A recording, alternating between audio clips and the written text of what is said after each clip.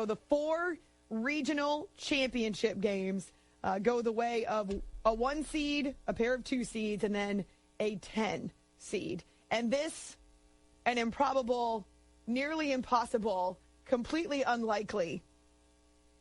Who knows if Syracuse continues the run or ends it here. But the way that the Orange rallied against the Cavaliers was stunning. And think about it. It's Virginia.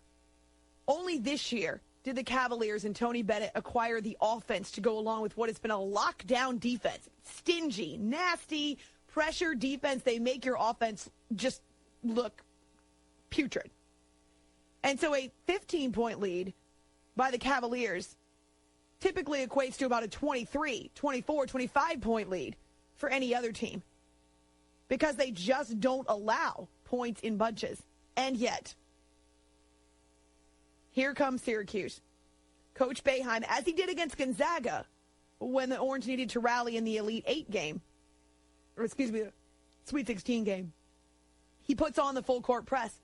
And the press forces a few turnovers, and Syracuse is able to capitalize late and wins by 3. In this one, you've got a couple of things happening. First, the defense. Last-ditch effort throws in the full court press, and it works. A few turnovers in there, not a ton, but it forced the Cavaliers out of their comfort zone. Forced them to play at a tempo they didn't want to play at. And so there were a few turnovers, but there were a few missed baskets. There were a bunch of offensive rebounds that Syracuse was able to use for putbacks.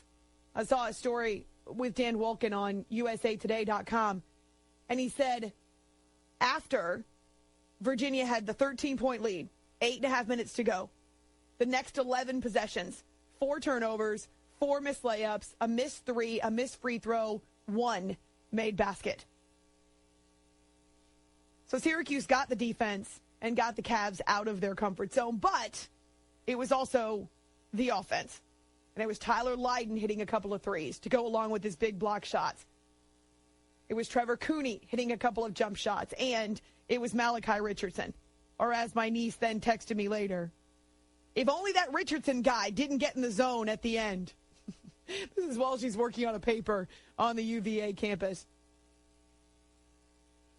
So Virginia, however you want to look at it, Virginia was completely in control. It was a major collapse. Not quite 12 points in 44 seconds.